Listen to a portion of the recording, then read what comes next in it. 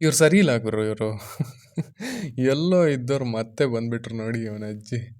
So Mumbai Indians Chennai ಮೇಲ್ಗಡೆ ಇವತ್ತು 9 ವಿಕೆಟ್ಗಳಿಂದ ಮ್ಯಾಚನ್ನು ಗೆದ್ದಿದ್ದಾರೆ. ಆ್ಯಂಡ್ ಅದು ಕೂಡ ಇನ್ನು 26 ಬಾಲ್ ಇರೋ ಹಾಗೇನೆ ಹೊಡೆದು ಮುಗಿಸ್ ಹಾಕಿದ್ದಾರೆ. And most importantly Rohit Sharma ಅವರು ಇವತ್ತು ಫಾರ್ಮಲ್ಲಿ ಬಂದು 76 ರನ್ನ ಗಳಿಸಿದ್ದು 45 ಬಾಲ್ಗೆ. ಆ್ಯಂಡ್ ಈಗ ಮುಂಬೈನ ನೆಟ್ ರನ್ ರೇಟ್ RCBಗಿಂತ ಮೇಲೆ ಹೋಗಿದೆ. ಸೊ ಬನ್ನಿ ಏನಾಯಿತು ಏನಿಲ್ಲ ಮ್ಯಾಚಲ್ಲಿ ಮಾತಾಡ್ಕೊಂಡು ಬರೋಣ. ಇನ್ನು ಟಾಸ್ ಕಡೆಗೆ ಬರೋದಾದರೆ ಮುಂಬೈ ಟಾಸನ್ನು ಗೆದ್ದು ಬೌಲಿಂಗ್ನ ಆಯ್ಕೆ ಮಾಡಿಕೊಂಡ್ರು. ಈ ಟಾಸ್ ಎಲ್ಲ ಪ್ರೆಡಿಕ್ಟಬಲ್ ಆಗ್ತಿದೆಯಪ್ಪ, ಪಿಚ್ಗಳೇ ಆಗಿದ್ದಾವೆ, ಏನು ಮಾಡೋಕ್ಕೂ ಆಗಲ್ಲ. ಇನ್ನು ಇಲ್ಲಿ CSKಗೆ ಆಯುಷ್ ಮಾತ್ರ ಎಂಟರ್ ಆಗಿದ್ದಾರೆ. ಬ್ಯಾಟಿಂಗ್ ಇಲ್ಲ ಅಂತ ಅಂದ್ಕೊಳ್ತಾ ಇದ್ವಿ, ಬಟ್ ಈಗ ನೋಡಿದ್ರೆ ನಂಬರ್ 8 ತನಕನೂ ಬ್ಯಾಟಿಂಗ್ ಇದೆ. ಬಟ್ ಪ್ರಾಬ್ಲಮ್ ಏನಂದರೆ ಸಿಚುವೇಶನ್ಗೆ ತಕ್ಕ ಹಾಗೆ ಆಡೋರಿಲ್ಲ ಅವ್ರ ಹತ್ರ. ಪಾಪ ದುಬೆ ಅಣ್ಣನೇ ಪ್ರಯತ್ನ ಪಡಬೇಕು ಇಲ್ಲಿ. ಎನಿವೇಸ್ ಚೆನ್ನೈನ ಬ್ಯಾಟಿಂಗ್ ಕಡೆಗೆ ಬರೋದಾದರೆ ಮತ್ತೆ ಇಲ್ಲಿ ರಚಿನ್ ಫೇಲ್ ಆಗ್ತಾರೆ. ಚೆನ್ನೈ ಯಾವತ್ತು ಓಪನರ್ಸ್ ಅಥವಾ ಓಪನಿಂಗ್ ಪೇರ್ನಲ್ಲಿ ಹಿಂದೆ ಬಿದ್ದಿರಲಿಲ್ಲ. ಲೆಜೆಂಡ್ರಿ ಓಪನರ್ಸ್ ಅಲ್ಲಿ ಬಂದಿರೋರೆಲ್ಲ. ಬಟ್ ಹೋದ IPLನಿಂದ ಅದು ಕಳೆದು ಹೋಗಿದೆ. ಕಾನ್ವೆ ಹೋದ್ಮೇಲೆ ಆ ಮ್ಯಾಜಿಕೇ ಇಲ್ಲ ಇಲ್ಲಿ. ಇನ್ನು ನಂತರ ಆಯುಷ್ ಮಾತ್ರ ಬರ್ತಾರೆ. ಬಾಬಾ ಏನು ಶಾಟ್ಗಳು, ಏನು ಇಂಟೆಂಟ್ ಅದು. ಮೊನ್ನೆ ವೈಭವ್ ಸೂರ್ಯವಂಶಿನ ನೋಡಿದ್ದು, ಸಣ್ಣ ಮಕ್ಕಳು, ಟೂ ಗುಡ್. ಅವರು ಯಾವ ಲೆವೆಲ್ ಕಾನ್ಫಿಡೆನ್ಸಲ್ಲಿ ಬರ್ತಾ ಇದ್ದಾರೆ.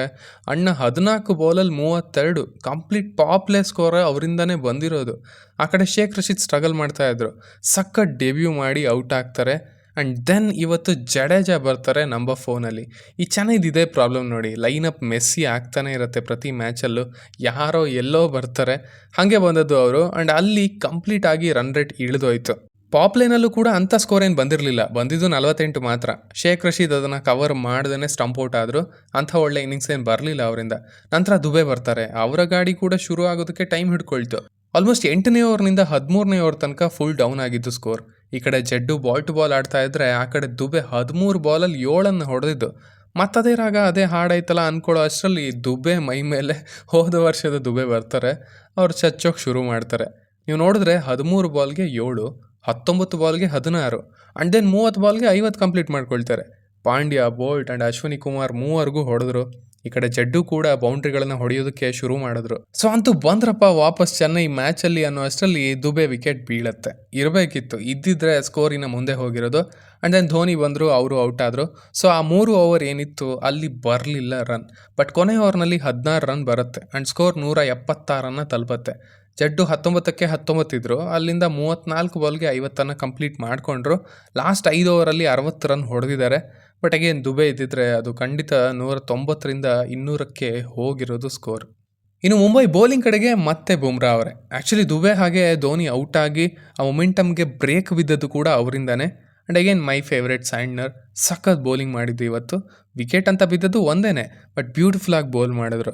ಇನ್ನು 177 ರನ್ನ ಚೇಸ್ ಮಾಡೋದಕ್ಕೆ ಬಂದಂಥ ಮುಂಬೈಯಲ್ಲಿ ಇವತ್ತು ಅಂತೂ ರೋಹಿತ್ ಶರ್ಮಾ ವಾಪಸ್ ಬಂದರು. ಓ ಗುರು, ಅವರು ಆ ಥರ ಗ್ರೂವಲ್ಲಿದ್ದಾಗ ಹೆಂಗೆ ಕಾಣ್ತಾರೆ ಅಂದರೆ ಎಫರ್ಟ್ಲೆಸ್. ಅಂದರೆ ಅವ್ರಿಗೆ ಒಂದು ಎಕ್ಸ್ಟ್ರಾ ಟೈಮ್ ಅಂತ ಸಿಕ್ಕ ಹಾಗಾಗತ್ತೆ. ಅಟ್ಲೀಸ್ಟ್ ನಮ್ಗೆ ಹಂಗೆ ಕಾಣಿಸುತ್ತೆ. ಆ್ಯಂಡ್ ಮುಟ್ಟಿದ್ದೆಲ್ಲ 6, ಆ ಥರದ ಒಂದು ಟೈಮಿಂಗ್. ರೈಟ್ ಹ್ಯಾಂಡರ್ಸಲ್ಲಿ ಈಗಿರೋರಲ್ಲಿ ಬಟ್ಲರ್, ರೋಹಿತ್ ಹಾಗೆ ಸಂಜು ಸ್ಯಾಮ್ಸನ್ ಅವರು 6 ಹೊಡೆದ್ರೆ ಹೆವಿ ಎಫರ್ಟ್ಲೆಸ್ ಅಂತ ಅನ್ಸೋದು ಇವರದ್ದೇ ಒಂದು ಝೋನ್ ಅಂತ ಇರುತ್ತೆ. ಆ್ಯಂಡ್ ಅವರು ಅಲ್ಲಿಗೆ ತಲುಪಿದ್ರು ಅಂದರೆ ಆಮೇಲೆ ಹಿಡಿಯೋದು ಕಷ್ಟ ಎಲ್ರಿಗೂ. ಇವತ್ತು ಆ ಗ್ರೂವಲ್ಲಿ ಇದ್ದರು ಅಣ್ಣ.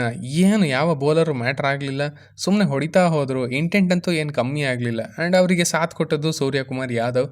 ರಿಕಲ್ಟನ್ ಹೋದ್ಮೇಲೆ ಬಂದರು. ಆ್ಯಂಡ್ ಅಣ್ಣ ಸ್ಕೋರ್ಗೆ ತಕ್ಕ ಹಾಗೆ ಆಡೋಣ, ಮ್ಯಾಚನ್ನು ಕಂಫರ್ಟಬಲಾಗಿ ವಿನ್ ಮಾಡಿಸೋಣ ಅದೆಲ್ಲ ಇಲ್ಲ. ತಮ್ಮ ನ್ಯಾಚುರಲ್ ಗೇಮ್ ಆಡಿದ್ದು, ನ್ಯಾಚುರಲ್ ಶಾಟ್ಸ್ ಆಡಿದ್ದು. 10 ಓವರ್ಗೆ 100 ಬಂದ್ ಆಗಿತ್ತು. ಇಬ್ಬರು ನಿಲ್ಲೋ ಹಾಗೆ ಕಾಣ್ತಿರ್ಲಿಲ್ಲ. ರೋಹಿತ್ ಶರ್ಮಾ ಏನಪ್ಪ ಹಿಂಗೆ ಆಡ್ತಿದ್ದಾರೆ ಇವತ್ತು ಅಂತ ಅಂದ್ಕೊಳ್ಳೋ ಅಷ್ಟರಲ್ಲಿ ಸೂರ್ಯ ಎಲ್ಲ ಅಟೆನ್ಷನ್ನ ತನ್ನ ಕಡೆ ಎಳ್ಕೊಂಡಾಗಿತ್ತು. ಸ್ಪೆಷಲಿ ನೂರ್ ಅಹ್ಮದ್ಗೆ ಒಂದು ಸ್ವೀಪ್ ಹೊಡಿತಾರೆ. ಆ್ಯಂಡ್ ಪತಿರಾನಗೆ ಒಂದು ಇನ್ಸೈಡ್ ಔಟ್ ಹೊಡಿತಾರೆ. ಎಲ್ಲನೂ ಪ್ಯೂರ್ ಗೋಲ್ಡ್. ಅಣ್ತಮ್ಮಂದ್ರಿಗೆ ಯಾವುದೋ ಇವತ್ತು ಚಾಲೆಂಜ್ ಅಂತಾನೆ ಅನಿಸ್ಲಿಲ್ಲ. ಖಲೀಲ್ ಅಹ್ಮದ್ ಹಾಗೆ ನೂರ್ ಅಹ್ಮದ್ ಇಬ್ಬರು ಚೆನ್ನೈ ಕಡೆಗೆ ವಿಕೆಟ್ ಟೇಕಿಂಗ್ ಬೌಲರ್ಸ್. ಇವತ್ತು ಅವರು ವಿಕೆಟ್ಲೆಸ್, ಇಂಪ್ಯಾಕ್ಟ್ಲೆಸ್. ಇದು ಸ್ವಲ್ಪ ಬೇಗನೆ ಮ್ಯಾಚ್ ಡಿಸೈಡ್ ಆಯಿತು ಅಂತ ಅನಿಸ್ಬಿಡ್ತು. ಹಾಗೆ ಆಡಿದ್ದು ಇಬ್ಬರು. ಆ್ಯಂಡ್ ಇಲ್ಲಿ ಸ್ಪೆಷಲ್ ಮೆನ್ಷನ್ ಏನು ಗೊತ್ತಾ, ಯಾವಾಗ ಬಾಲ್ ಟು ಬಾಲ್ ಆಯ್ತಲ್ಲ, ಆಲ್ಮೋಸ್ಟ್ 36 ಬಾಲ್ಗೆ 36 ಅನ್ನೋ ಥರ ಏನೋ ಆಯಿತು. ಆ್ಯಂಡ್ ಅದರಿಂದ ಫುಲ್ ಅಗ್ರೆಸಿವ್ ಆಗಿ ಆಡಿದ್ದು ನೆಟ್ ರನ್ ರೇಟ್ಗೋಸ್ಕರ. ದಿಸ್ ಕ್ವಾಲಿಟಿ ಇದೆಯಲ್ಲ, ಅದಕ್ಕೇನೆ ಮುಂಬೈ ಒಂದು ಡೇಂಜರಸ್ ಟೀಮ್ ಅಂತ ಅನಿಸೋದು. ಆಲ್ಮೋಸ್ಟ್ ಲಾಸ್ಟ್ 4 ಓವರ್ಗೆ 70 ರನ್ ಹೊಡೆದಿದ್ದಾರೆ. ಎಲ್ಲಿಂದಾನೋ ಬಂದುಬಿಡ್ತಾರೆ ತಿಕ್ಲು ನನ್ನ ಮಕ್ಕಳು. Sorry for the word, but this is how they are. So Mumbai 15.4 ಓವರ್ಗಳಲ್ಲಿ 177 ರನ್ನ ಗಳಿಸುತ್ತೆ. ಇನ್ನು 26 ಬಾಲ್ ಇರೋ ಹಾಗೇ ಮುಗಿಸಿ ಬಿಸಾಕಿದ್ರು. ರೋಹಿತ್ ಶರ್ಮಾ 45 ಬಾಲಲ್ಲಿ 76, ಸೂರ್ಯ 30 ಬಾಲಲ್ಲಿ 68, ಲಾಸ್ಟ್ 11-12 ಬಾಲಲ್ಲಿ 36 ರನ್ ಹೊಡೆದಿದ್ದಾರೆ. ಶಿವನೇ.